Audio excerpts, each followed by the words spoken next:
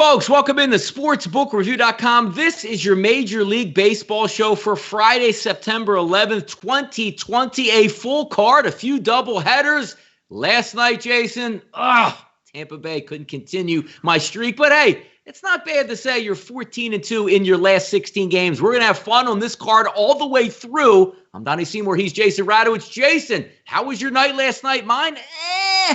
Getting back on the train today. Let's dig in, brother. How you doing today? Yeah, the last 2 weeks you've been saving me, so I'm happy to say that I saved you in the show yesterday. Teamwork. So yeah, we got the Red Sox on the over team total. Also won another play, and also won my NFL play, which was an over in the Chiefs game. So a great day overall for me with both those sports. Just happy that we have all these sports back.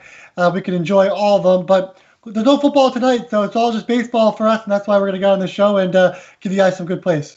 No, I agree with you there. And I watched yesterday because we talk about, Jason, chasing other teams down 3-2 after 5 innings. I'm like, this could set up perfectly here because I knew what you were sitting on as a team total. Once the Red Sox hit that 4, I'm like, this is perfect. Scratch out 1 run, get to extra innings, top of the 10th. Red Sox tack on 1 to make it 5-4. And then if Tampa Bay tacks on to make it 5, at least you know it's going another inning or coming over the top and getting the victory with the 6. Oh, man, we are so close. But, hey, it is what it is. It's a lot of fun and, close but no cigar. But sometimes it's nice being close. At least you know that radar is on. But a large card today, Jason. We got 2 doubleheaders today, Baltimore and the New York Yankees, and also the Philadelphia Phillies. And that ridiculous bullpen that can't get anybody out. Jason, I'm ready to put you on the mound to close out some of these late inning games. Before we get started on the regular card, any thoughts on those 2 games? Because I know it was a washout yesterday. Still going to have Aiken and Tanaka in one of the matchups, but also it looks like Cobb and Cole in the other one. I don't really have too much of a feel. Again, they don't fit my eye, but do you have any thoughts even on the Philadelphia Phillies series as well here? Yeah, so, first looking at the Yankees series, Cole versus Cobb, I would expect the Yankees to score some runs versus Cobb. I think Cole, he's looked a little bit shaky in his last 3 starts, but I do expect him to get back to his normal self, pitching that early game in the day. I just think that he'll kind of fly under the radar and have a really good start today against the Orioles. I think the Yankees score some runs in that game. Tanaka and Aiken going in the second game. For me, I think Tanaka is the better pitcher here. Obviously, Aiken, the guy with the high strikeout numbers, but also high walk numbers like we talked about yesterday when that game was supposed to be played. Tanaka, he's allowed just 200 runs or less in his last 3 starts. He's finished 5 innings pitched in all of them. So, I expect Tanaka to put in some work here and get that win. So maybe the Yankees get the sweep here. I know it's tough to get sweeps, but I think the Yankees definitely match up well versus the Orioles in those 2 games. And if we're looking at the Phillies versus the Marlins, Aaron Nola taking the hill for the Phillies obviously was pretty bad versus my Mets in his last start. But the reality is Nola's an ace pitcher going up against Trevor Rogers, who, he's walking about 5 batters per 9 innings. I like Nola in this first game. Don't really know anything about the second game, but if I had to choose, I saw some people in the chat asking, do you have an early game that we can parlay with some tennis matches or whatever? Yeah, I think Nola and Phillies minus 155 would be a solid play to parlay with your tennis matches or anything else that you're going to bet on this morning. No, there's a lot of stuff going on. It's great, too, because even when we were taking a look overall from yesterday, just having football back in our lives, now we mix it up with baseball. Full card today, heading into the weekend. A lot of good stuff going on at sportsbookreview.com. Jason, check it out, man. 67,400 people now have subscribed to the channel. This is really good stuff each and every day. That's going higher and higher. 131 people live here in the chat box, 17 likes, 0 dislikes. If you miss me and Jason on these shows, we get it a lot. Even some people popping in about midway through the show. Hey, did they break down the doubleheaders? Did they break down the Mets and the Toronto game? You can always click that link below, www.sbrpicks.com/MLB. All the videos, all the written content. Jason is prominent on there as well. It's great stuff designed to make you a better Major League Baseball better. Now, we've got about 35 minutes and a full card. Let's not waste any more time and get right into the stuff. 9:01, 9:02, we're going to head to Washington. Look, if you were following yesterday, the trifecta, just taking team totals over on Washington, over on Atlanta, over on the game, it almost has that same type of feel today because it almost seems like those pitchers are interchangeable for the Washington Nationals. Now you get Eric Fetty on the mound, 7 out of every 10 tickets here coming in on Atlanta. And we're not even talking about a great pitcher in Josh Tomlin. Opens up at 145, staying around that same level. But you saw Pinnacle open up at 11. Now it's down to 10.5 in a lot of outlets, depending on where you're shopping at. Jason, it has the same feel for me today. And why stop stop a good thing. The Atlanta bats are hot. You know they're getting a full 9 at bats against Eric Fetty and that bullpen in a decent hitting environment. Why stop the train? I like Atlanta's over today again. Yeah, I love the Braves in this spot. And, I was talking to you earlier, before the show. I love the Braves, but it's just you have that little taste in your mouth that it's like, all right, well, they're finally going to stop hitting. But yeah, they're facing Eric Fetty, who has a 7.11 FIP. Hasn't been good all year long. 5 starts, 8 games pitched, 1-3 on the season. Gets a solid ground ball rate, but he's allowed 4+ runs in his last 3 starts, allowing 17 hits and 6 walks. That is a ridiculous number going up against a Braves offense that has been surging as of late, and that's not even a good word for what they've done, recently for the Braves. So I love the Braves here on the over 5.5 team total. I like the Braves and Nationals to go over 10.5. I think the Nationals can definitely put in some work as well versus Tomlin. Of course, Tomlin looked good in his last start versus the Nationals. 6 innings pitched with 1 run, 3 hits. But the 4 games before that, he allowed multiple runs. I think the Nats, seeing Tomlin again, will definitely help those bats do some damage in this game as well. So for me, I think over 10.5 would be a great play. Yeah. I really like the Braves over 5.5. There's just something telling me to stay away from the game. It might still be an official play. I like it a lot. It's just, you just know like that gut feeling just tells you, all right, the Braves aren't going to do this again. Sooner or later, the ball has to stop somewhere, but we talked about it yesterday saying, boy, this game looks really easy. I can just give this out as my play of the day, and I think it'll cash, but something's holding me back because the Braves can't score 9 runs every single night. Well, pretty much, yes, they can, and we'll see if it happens again tonight in that game. Chat box is filled up here. Ray is in here. Tyrone's in here. Jermaine, Jose. Let's slide it down. Ty, Stacy, Sabino, Jared, Josh, a lot of guys out here. Patrick McGill, Rose, Gabriel, everybody in here for a Friday show. I know you guys are just fresh off the NBA show. Also, a lot of good things going here, as we always say, right here at sportsbook.com. Let's talk about your Mets now, Jason. 9:03, 9:04. DeGrom. Hey, it's DeGrom day. There's 2 things that are going to happen, probably you can realize. The Mets probably won't score. DeGrom's going to throw a gem, and everybody's going to go and say, boy, they always waste DeGrom starts. Not so fast in this game. Looking at a -175 as the Mets open up. Now they sit closer to 200. An over-under opened up at 8.5. Now we're seeing some 9 across the board, but really 8.5 with a lot of juice. That's a small ballpark out there. Looks like the winds are going to have sort of a crosswind, but more or less blowing out to right field. And the one thing you know versus a right-handed pitcher, the Mets can stack up some pretty good left-handed batters. I like the Mets team total in this one, Jason, over 4.5. I like the Mets to win the game. It's a little expensive for me, but if the Mets are going to win this game, I think they're going to scratch out some runs here versus Anderson in that bullpen. I like the Mets to score at least 5 runs in this game. What are you looking at for your hometown Mets there? Yeah, look, I love the Mets too, and I might even tell you on that one because I don't know how you don't take this against Chase Anderson. Anderson, he's now allowed 9 hits and 6 runs in 4 innings pitched versus the Red Sox in his last start. 3 home runs were in that game.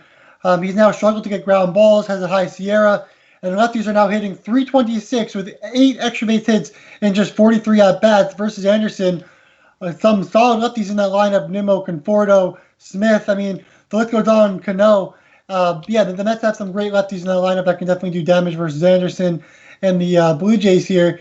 And you have DeGrom on the mound. He's another, potentially get another NL Cy Young here for a 3rd one in 3 years. Yeah. And we'll talk about the potential AL Cy Young in just a bit. But DeGrom looks really good. High strikeout numbers, low hard contact. Again, he's one of the best out there. 4 straight starts with just 1 earned run or less in 6 innings or more in those starts. A 1.50 ERA on the road in 2 games started this season. So, I love DeGrom in this spot. I love the offense in this spot. The Mets should definitely get the job done. And since they're on the road, I'd even, say, well, -1.5 is okay. I'd only take -1.5s when I'm looking at, a home team on the road when they have a guy like Jacob DeGrom. And, like you said, you expect the Mets to hit the ball. -1.5 doesn't seem too bad. Look at that first 5, -0.5. There's definitely a lot of ways you can go with the Mets here. I definitely think they can score plenty of runs like you do, but I also think DeGrom gets the job done like he's always done, like he will do, every single start this season. So, the Mets all the way in this one. No matter how you look at it, I love the Mets.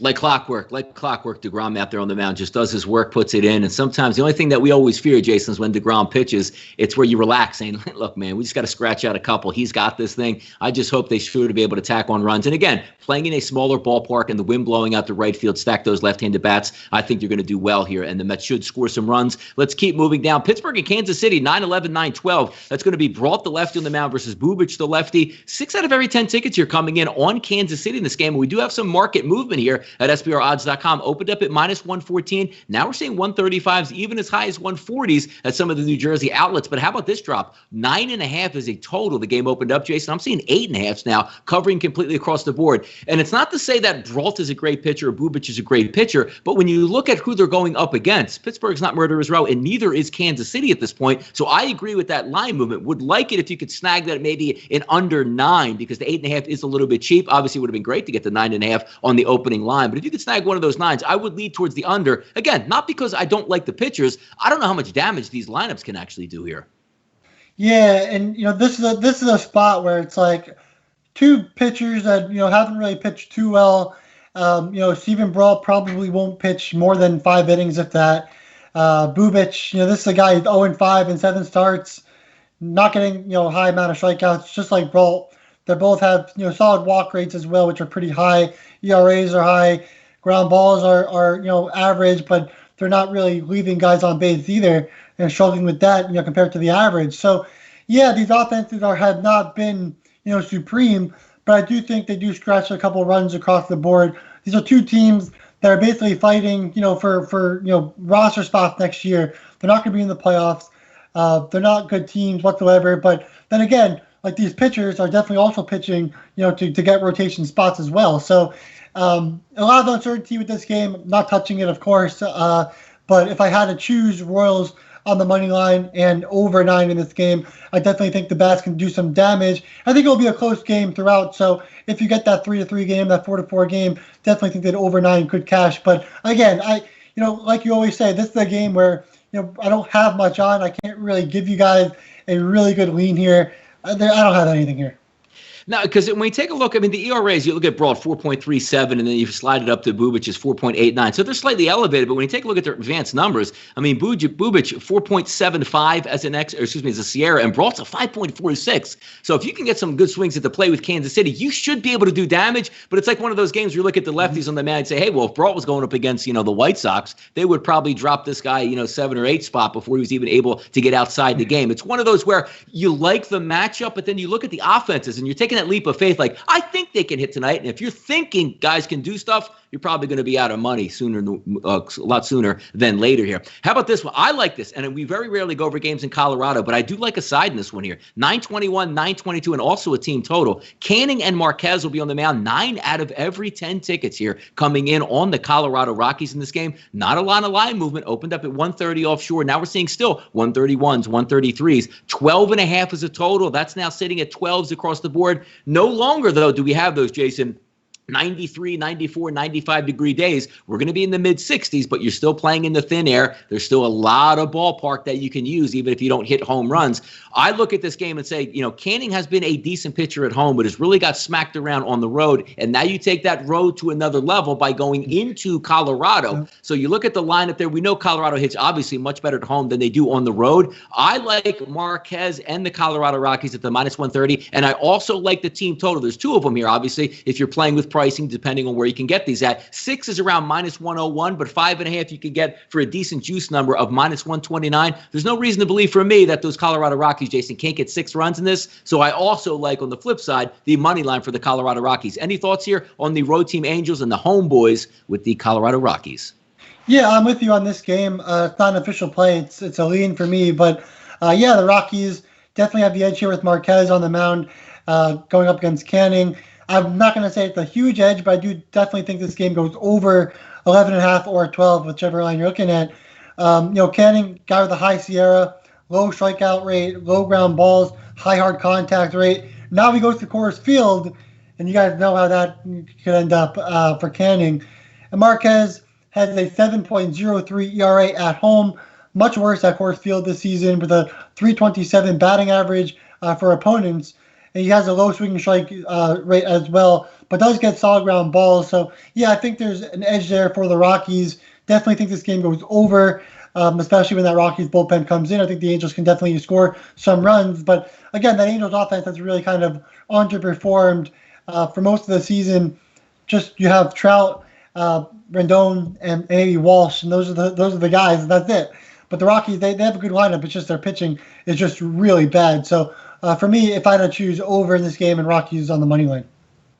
I can't disagree because you're going into that different environment. If I'm going to get a pitcher that's comfortable pitching in a pitcher's ballpark out there in Anaheim, and now I'm going to completely flip the script and go to a much more difficult environment, that's the way I'm going to lean in that game. So keep an eye on that game as we head later today in some best bets and bankers to end up on the show. How about we keep it moving here and go down to that Big Tin Can down in Arizona, 927, 928. Kikuchi and the boys taking a road trip here. The Mariners heading down to Arizona to face Caleb Smith. Opens up at -121 as a favorite. Now, keep in mind, this is a pitching change as well. So some of these opening lines where people like say, hey, look at that huge line movement. There was a pitching change here, so it might nullify some of that value that you got out of there. -111, -114 in the favor of Seattle in this game. An over-under that sits at 9.5 across the board. Caleb Smith in one start so far back this season. I think his last start was July 25th when he was with, I believe, Miami at that point. 3 innings, 1 earned run, so not a lot to go off of. The one thing that we take a look at Kikuchi, usually you think he's one of those fade guys, but again, 5.23 ERA. Oh, my goodness, it's high. His FIP is 2.79, xFIP 3.09, and a Sierra 3.66. Give me Seattle again with Kikuchi on the mound today. I'm going on that road trip with the Mariners. What are you thinking here, Jason? Yeah, so if you had the Diamondbacks under 31.5 runs, you would have already cashed that. The Diamondbacks are now officially not getting their win total that they were projected to get before the season began. So that's the first one we've seen so far this season. So that's just how the Diamondbacks season has gone. Not very good. Caleb Smith now, he's now with the Diamondbacks, played for the Marlins earlier in the season, had that one start versus the Phillies with the Marlins, and he had 1 run on 1 hit. Get this, though. He had 6 walks in 3 innings pitched versus the Phillies. Then he went on that COVID list, and now he's getting his first start of the season with the Diamondbacks. Kikuchi, on the other hand, 6 innings pitched versus the Rangers in his last start, allowed just 2 runs, 2 hits, 1 run with 7 strikeouts and no walks. He's now had 13 strikeouts and no walks in his last 2 starts. Lefties are now hitting .281 this season, but Kikuchi has allowed just 2 home runs all season long, and that's from the right side that aren't really hitting too well against him in all 6 starts this season. So, yeah, I like the Mariners in this spot as well. Again, the Diamondbacks have really underperformed this season, and the Mariners are still fighting for a playoff spot. I say this every single game, but that's true. Look, I love it, and we'll talk about this a lot. Where hey, there's too many playoff teams. It's not a real season. I love this because me and Jason can take a look at teams still fighting every day, not saying, "Hey, Kikuchi's going to come in," and then I don't even think they care who comes in after him, and they're just going to try guys out. It's great as a handicapper to know when teams are still fighting for a playoff spot, they're going to give you an honest effort, so it makes it a cleaner cap for us here. 282 people watching live in the chat box. Thank you very much. 43 thumbs up, 0 thumbs down. And yes, it is a Friday, huge weekend. College football tomorrow. We have shows for that. Also on Sunday as well, the pregame show, Closing Lines with the NFL, will be back on Sunday, 12 p.m. Eastern time, carrying you right up till kickoff. A great time to be a subscriber here at sportsbookraview.com. Click on that link below, sbrpicks.com/MLB. Also, if you want to change it to NFL, every link out there is going to take you somewhere to get you to be a better player here, right here at sportsbookraview.com. Now that we have that pick 5 through, Jason, let's hit the rest of the games. Boston and Tampa Bay. Andrew Triggs of Oakland Athletics fame is going to be on the mound for Boston, and I don't know if that's really too good a thing. Take a look at Blake Snell on the left-hand side. Opens up at -240, staying in that same range, and over 9 out of every 10 tickets here, Jason, coming in on those Tampa Bay Rays. Line opens up as a total 8.5, now sitting at 8.5. I don't have much on this game. Look, Tampa Bay really upset me last night. 1 for 8 or 1 for 9 runners in scoring position, left 9 guys on base. But the one thing, I don't even mind that so much. But when you strike out like 17, 18, 19, or 20 times in a game, you're not even using productive outs. And that struggles and stays with me. I do think they should be able to put up runs tonight. They should be able to get their 4.5 team total. Don't have an official play on this one, but that's still the way I would lean. I just go up against that Boston lineup and say sooner or later you're going to keep on giving up runs. They should have gave them up last night and didn't. Any thoughts on this game between Boston and Tampa Bay, Jason? Yeah, so look, Triggs 9.94 strikeouts per 9 innings. And you just talked about how the Rays struck out a ton last night.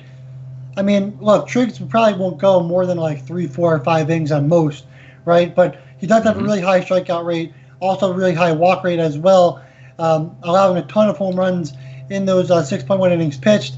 That means he has a 9.95 ERA and a 9.46 FIP. So, of course, the Rays have tons of potential in this game to definitely score runs as long as they stay patient.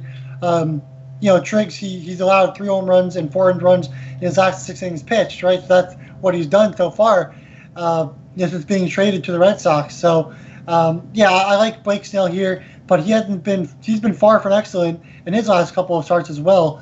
But did allow no runs and 4 hits with 6 strikeouts and 5 innings pitched versus Boston earlier in the season. So I would definitely like the Reds here. Maybe first 5, maybe Rays over 4.5 on the team total. I just talked about this yesterday, though. The Rays, their offense has just been struggling recently. Yeah, I expect them to score against Triggs, and 5 runs doesn't seem like too much. I think they can get it done, but that's why it's not an official play for me. Gotcha. We'll keep going here. Move it down the list. Detroit and the White Sox. Newly minted ace Lucas Giolito back on the mound today versus Casey Mize, the youngster. 8 out of every 10 tickets here coming in for the Chicago White Sox. And how about that? This is amazing because, we know he threw a no-hitter, followed it up with a decent start. He's minus 265, Jason. Lucas Giolito is minus 265 in Major League Baseball today on Friday, September 11th. Over-under opened up at 9. How dominant did they think he can be? It dropped down to 8. I don't know. We're going to get another no-hitter or a one-run effort here. We do know those Chicago White Sox backs should be able to come out to play. Casey Mize does have some good stuff. He's learning and, getting his lumps through Major League Baseball, as we like to say now. That line is way out of control for me. I don't have a feel for this game on that end of it. Do I think they can score runs? Detroit sometimes is sneaky there, but 8 runs, I'll lean on the over. But outside of that, that is hilarious that Giolito is a 265 like he's Clayton Kershaw out here today. Yeah, so the Tigers coming off of a doubleheader, which could be why they would expect Giolito to have a good start. You look at the line, though. The Tigers are just over 2.5 team total, which is pretty interesting. Of course, I'm not taking it. I think the White Sox can definitely score versus the Tigers and Casey Mize. Yep. I did see White Sox over 4.5 team total at minus 139. If I had a lean, I'd look at that against Mize. He's now allowed 3 earned runs in 3 of 4 starts this season. I think the White Sox can definitely scratch out 5 runs on this game. Hasn't been great for Mize on the road this season with a 324 batting average on the road. Does have a high Sierra. Does limit hard contact, though. It's a tough one for me. Definitely the White Sox have the edge. I'm not sure if it's that big of an edge, but I think they definitely score some runs in this one. Yeah, it's crazy when you look at those numbers. And maybe a 170. Ooh, he's got a 170, 270 out there across the board. We'll see where that one closes, but that's going to start at 8:10 Eastern time tonight. Interesting game right here, 9:15, 9:16 in the NL Central. Lester and Woodruff on the mound. Now, look, John Lester's had a great career in Major League Baseball, but the bottom is sort of falling out. And also the bettors have said, yes, the bottom is falling out for John Lester. Opens up around a 146, Jason. I'm seeing 170s and higher across the board. And over-under opened up at 8. That's it. Now sits at 9, and for good reason. Because when you take a look at the offense for the Milwaukee Brewers, I've been saying it all summer long. Against right-handed pitching, they're very pedestrian to below average, but against left-handed pitching, they do very well, and it's a great matchup. Lester struggles with right-handed bats. He's going to probably get 8 right-handed bats out of 9 total batters tonight for the Brewers. The one guy that's a lefty is Yelich, and Yelich is raking left-handed pitchers. So if we look overall at the weighted on-base average, every single player in the lineup tonight, except for one, has an elevated weighted on-base average, and the ISO numbers are off the charts. I'm going to continue fading here to Lester. It's a little expensive on the team total. You're going to pay some juice, but I was able to pick it up at 4.5 around that, minus 125 range. I think they get the 5 runs plus off of Lester. He's just a name to me at this point. And yes, the Brewers, they stink. Don't worry about that. They match up very well against lefties. I'm going to roll Brewers in there. Not for the game because I think it's a little too expensive, but I'm just going for the hits here. I think the Brewers get 5 plus. Yeah, I agree. Look, John Lester, 5.58 FIP. I mean, who would have thought, right? Hasn't looked great at all. But, Woodruff hasn't really looked, great either. He's now allowed multiple runs in every start but 1 so far this season. And he has 9 starts on the season. So over 9 looks like the play for me. Of course, the Brewers can definitely score some runs off of Lester, who's now allowed 10 earned runs in his last 8.2 innings pitched. in September. High walks, high hits, hasn't been great. And lefties are now hitting 286 while righties are hitting 277. But one thing you should definitely take a look at is last year on the road, 2.95 ERA. So that's why I'd say a little bit cautious. That's why overnight is not an official play for me in this game. But I definitely think there will be runs in this game. Just looking at that 2.95 ERA for Lester on the road definitely concerns me a little bit. Jason, we're not even in wind blowing in Wrigley 30 miles an hour. We're not looking at this next baseball matchup here as a game that's only going to go 7 innings. I see Bieber and Maeda on the mound, a 50-50 ticket split, roughly a pick'em on the number, and a 6.5 across the board. So this is our dilemma that we look at again. Look, the numbers are there because that's exactly what the Vegas odds makers and the people think that production is going to be. But when you see 6.5s, it's still, I don't care who's pitching, it still makes me plunk some money down and go 6.5, 3-3 each side. Where do I sign up? Yeah, well, I got 7. So, I got 7 this morning. So I got under 7 at -120. It's an official play for me. Yeah. It's one thing if these pitchers, potentially could only go 5 innings and then get, the rest of the bullpen. But I'm relying on Bieber and Maeda to go 6-7 innings, and hoping that they can, do what they normally do, which is shut down the bats in the other side of the lineups. Look, you have Maeda, a very high strikeout rate, low walk rate, limited hard contact. He's now allowed 3 earned runs in his last 2 starts, but those were against the same team. Now against a different team, against the Indians, who have been pathetic offensively, and you definitely expect Maeda to do some damage here against that Indians offense. Well, in home games this season, the batters are hitting Maeda with a .06 batting average. Again, a .063 batting average at home this season for Maeda. On the other hand, you have Bieber, very high strikeout rate, just like Maeda. He can give up some hard contact, but can't really give up hard contact when you're not making contact at all. Bieber allowed no more than 2 earned runs in any start this season since August 15th. His OBA is 172, so his opponent batting average is 172. I think both these guys perform really well throughout this entire game. Of course, it's a risky bet. It's a risky play. But with these 2 pitchers on the mound, you're just hoping that they just allow maybe 1 to 2 runs at most in the first 5 innings. And then you can kind of roll that into the under 7 in this full game at -120. I like the first 5 as well, of course, but I'm seeing 3.5 at I think it was like -106. So I'd rather just the bigger number in case of a slight mix up or screw up by one of these pitchers, just in case they allow like a 2-run homer or something. So yeah, we're going under 7 -120. It's an official play for me. But if I had to pick a team to win this game, it'd be the Twins late in the game because they're at home. No, and I would agree. And it's funny, too, because now you have Kenta Maeda on the mound and that enigmatic lineup for the Cleveland Indians. Now, you wouldn't be surprised they scored 2 runs. I don't want to be slamming my desk and be like, this is the night they decide to hit. So I think it does stay under. It fits the profile, the 6.5. That's an insanely low number. 7 makes you feel a lot better because even if you get to 3-3, you end at 4-3. At least you get your push out of that one. So we'll keep an eye on that game. Cincinnati and St. Louis. Castillo versus Wainwright. Everybody loves to bet on Luis Castillo. Opens up as a -114 as a favorite for the Cardinals and Wainwright, but now it's flipped over to a -114 as a favorite for the Cincinnati Reds. 8s across the board. Some 7.5s are sneaking in there with some extra juice. I don't have a great feel for this game, and I do agree with the line movement, and it still looks cheap for me with Luis Castillo, one of my favorite pitchers in Major League Baseball. He's got a low ERA, low xFIP number, low Sierra number. I'll ride with Cincinnati this one. Not in love with it, but just the way I lean in this one here. Yeah, I think Castillo has been the most unlucky pitcher in baseball this season. You just talked about his FIP is 2.83. Wow. And he's 1-5 in 8 games. 1-5 in 8 games. I mean, what the heck? So, Castillo, like you said, he's a great pitcher. High strikeout rate, very high ground ball rate. Like I just said, very unlucky. The Cardinals offense coming off of a doubleheader might be a little bit tired as well. So facing Castillo probably won't help that situation. And lefties definitely do the more damage against Castillo with 11 extra base hits in 87 at-bats. Wainwright, on the other hand, for the Cardinals, he's been consistently getting, allowing 1 to 2 earned runs per start this season. He just has 1 game so far where he's allowed 4 runs. His FIP is kind of high at 4.04. Kind of means he's due for maybe a bad start with a 2.68 ERA. But again, his batting average right now for opponents is 192. Again, it's a bit lucky. He's got a little bit lucky on balls in play. So you'd expect maybe the Reds can score some runs. I'm not sure the Reds have the offense to do that. That's why I would say under 8 in this game.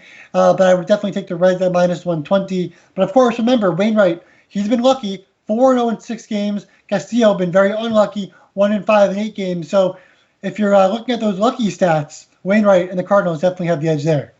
All right, 2 more games to go. Then we're going to get to some best bets and bankers. And if you ever drive by like your local Walmart or maybe even a grocery store and you see a dumpster fire in the back, it might not actually be a dumpster fire. It might be Oakland versus Texas tonight with the 2 pitchers on the mound. Fires, and you're going to get an opener with Garcia. But hey, Garcia's going to open for who? Jordan Lyles. So it's just a matter if these 2 baseball teams can swing the bat efficiently, because xFIP numbers, Sierra numbers, everything is off the charts for this baseball game where you should be able to get runs. Opens up at 9.5, stays at 9.5 across the board. How about Mike Fiers with his ridiculous numbers? He's a minus 175 on the road. It should tell you how bad actually Jordan Lyles is as a pitcher.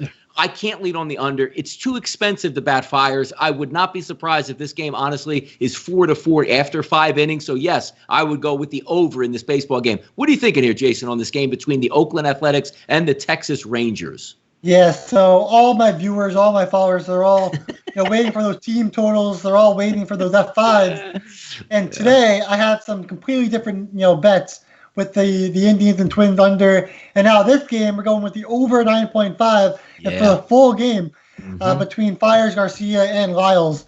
Fiers, he won't get many strikeouts, has a high Sierra.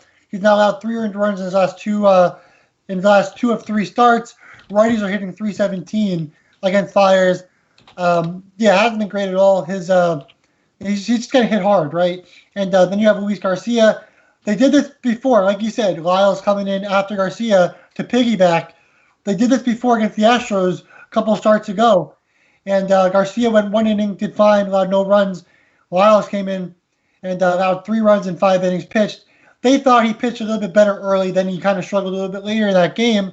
But looking at Lyles' numbers, 8.0 ERA, a 6.06 FIP, getting just 5.55 strikeouts per 9 innings, walking 4.54 batters per 9 innings. You'd expect the Athletics to walk a ton in this game. And then both pitchers, Lyles and Fiers, they're striking out just 5.5 batters per 9 innings. Both of them are. So tons of balls will be in play, tons of walks from the Rangers.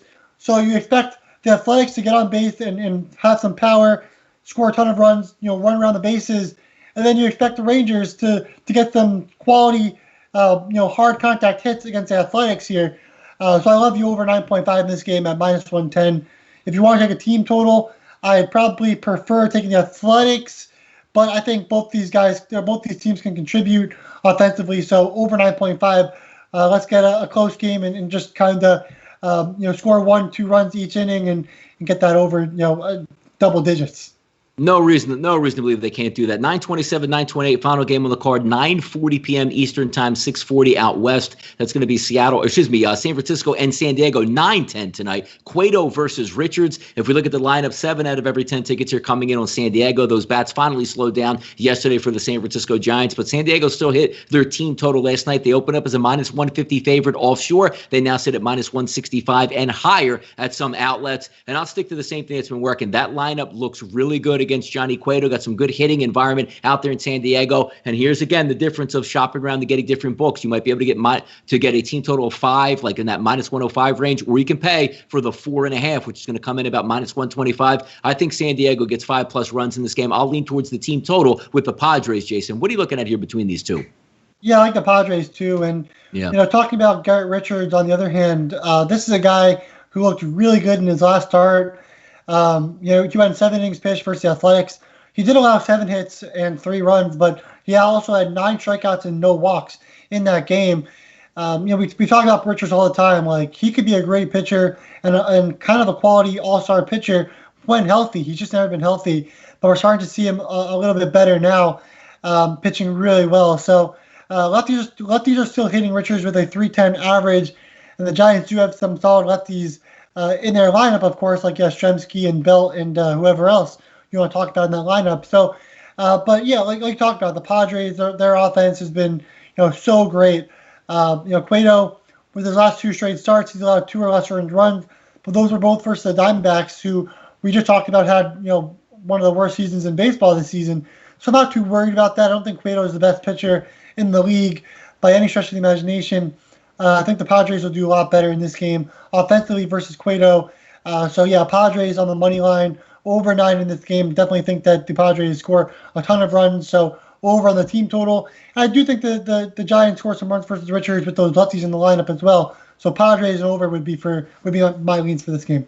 Yeah, I like this card, Jason. I think it fits my eye profile pretty well. And a couple of these pitchers, I believe that can get hit. Looks like we'll have some good lineups. And usually on the Friday night games, you don't have too many surprises in the lineups. You can pretty much roll with some of those advanced cards where maybe you can't on a back-to-back day with like a doubleheader or a Saturday card where you play in the afternoon or even Sunday afternoon games. I think we'll get some pretty straightforward stuff. So let's get to some best bets and bankers. 360 people watching live, 67 thumbs up. There is 1 thumbs down. I'm going to assume that might have been you out there, Jason, actually playing a trick on our good people here in the chat box, but everybody's chimed in. Chat box has been great. Let's hand out some winners. I faltered last night with the Tampa Bay Rays, came up a little bit short. I'm going to get right back on it today, and in a place and an environment I usually don't head to, but I think I have a pretty good swing at this one. That's going to be the Colorado Rockies team total over. There's 2 choices you can make in this game. I bet it at 5.5 minus 129, but there's a prevailing line out there, 6 with some light juice. I still think they get 6+ runs in this game, and the reason being is even if we look at the Rockies, obviously we know they hit better at home than they do on the road, but let's really zero in on what we're going to get tonight out of Griffin Canning. When you take a look at his numbers, 330 weighted on base average to lefties, 355 to righties,